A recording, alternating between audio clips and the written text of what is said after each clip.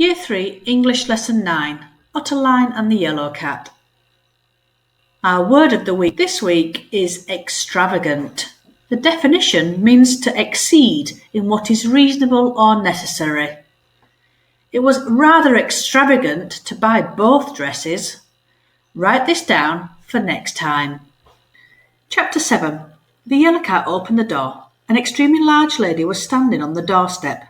"Can I help you?" said the Yellow Cat. "Mrs. Ursula Jansen-Smith," said the large lady grandly. "I am incredibly rich, but a lonely old lady, and I'd like a lapdog to take home with me. I've just made an appointment." Clive put down the telephone. "Please come in, Mrs. Jansen-Smith," purred the Yellow Cat. "You can call me Ursula," said the lady. "Show time," said the Yellow Cat. The lapdogs lined up against the wall. They held cards with their lapdog names on. Mrs. Jansen-Smith walked slowly down the line and looked carefully at each lapdog.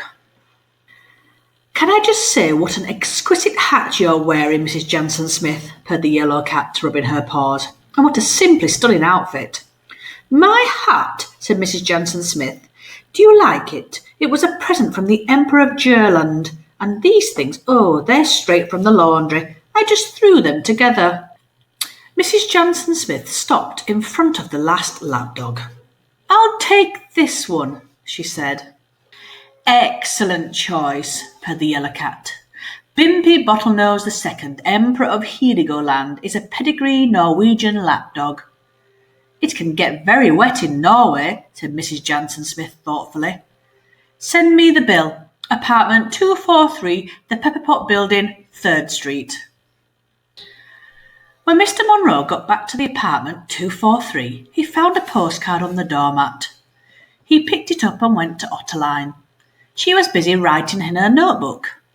Mr. Monroe handed her the postcard. "Your ribbon has come undone," she said. "Dearest Pa has found some splendid new umbrellas. Lots of love, Ma. P.S. Make sure Mr. Monroe gets to bed." "It looks very wet, doesn't it, Mr. Monroe?" said Ottoline. "Mr. Monroe?" But Mr. Monroe was fast asleep. So let's have a look at my notebook. I've written down that the plan was for Mr. Monroe to be disguised as a lapdog and sent to work at the agency. The bear was disguised as the rich lady and sent to look for a lapdog. The bear has chosen Mr. Monroe and has given Yellow Cat Ottoline's address. Now, do you have any puzzles or questions that you think need answering? Now write some suggestions of what you think each character might do next. Remember that Ottoline has given her address to Yellow Cat. What do you think Yellow Cat will do? Before I start Chapter 8, have a think about what Mr. Monroe is doing. What is he planning and where is he going? Chapter 8. The next morning, Mr. Monroe got up bright and early. He wandered around the apartment, making careful notes. The doorbell rang and Ottoline went to the front door and opened it. "We're not too early, I hope," said the chef from the home-cooked meal company. "No," said Ottoline. "There's a lot to get ready." For breakfast, Ottoline had waffles and maple syrup. Mr. Monroe had porridge and hot chocolate, which he didn't touch because he was busy finishing his notes. "It's rude to write at the table," said Ottoline. After breakfast, as they sat on the baie de mai buffet, Mr. Monroe showed Ottoline his notes. She looked at them for a very long time, and then she said, "Good work, Mr. Monroe." And Ottoline brushed Mr. Monroe's hair very thoroughly and tied it in a ribbon. She kissed him on the forehead. "You're very brave," she said. "Now, you'd better go." Mr. Monroe nodded. Ottoline waited until Mr. Monroe had gone, and then she walked to Gruberman's Korean Theatre. She carefully unfolded a poster and stuck it to a lamppost. The poster read, "Lost, a pedigree Norwegian lapdog, answers to the name of Bimpy Bottlenose II, Emperor of Heligoland, and a large reward. So, what are your predictions?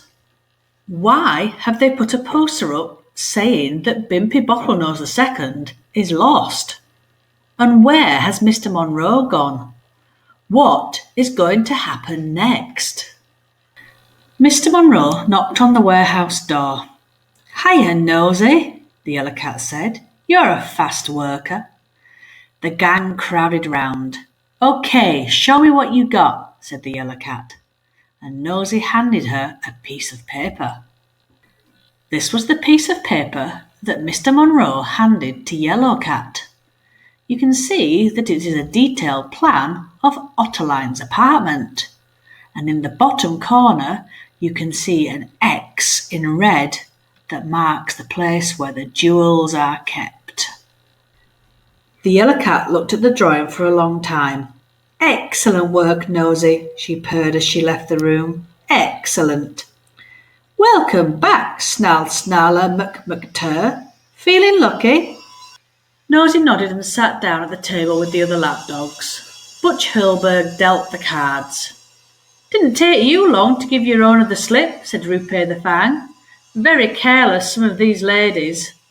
Nosy nodded again and played a card. "So is the rumour true?" Butch said to Rupert. "Are you thinking of going back to Mrs. Lloyd?" "What if I am?" replied Rupert. "Sometimes a dog just wants a quiet lap to sit on for the rest of his days. I'm getting too old for a life on the run." "I miss Mrs. Armstrong," said the Sundance pup with a sniff. Nosy put his last card on the table. "Full house!" squawked Clive the cockatoo. "You win!" OK, so let's look at today's tasks. Pause the video on the next 2 slides. Here we have some plot detective cards. Put the sentences in order of most likely, less likely, or not very likely to happen. Use clues from the story to help you. So choose one of the possibilities from the last slide to discuss in more detail. Use these questions to help you to write a full answer. A. What would happen next? B. How might the story end? C. Would all the problems be solved if this happened? And D. Which of the characters would be happy? Well done for today, Year 3. I look forward to reading your explanation of one of the possibilities that could happen in the story. Remember, emails equal dojos. And stay at home and stay alert. See you soon.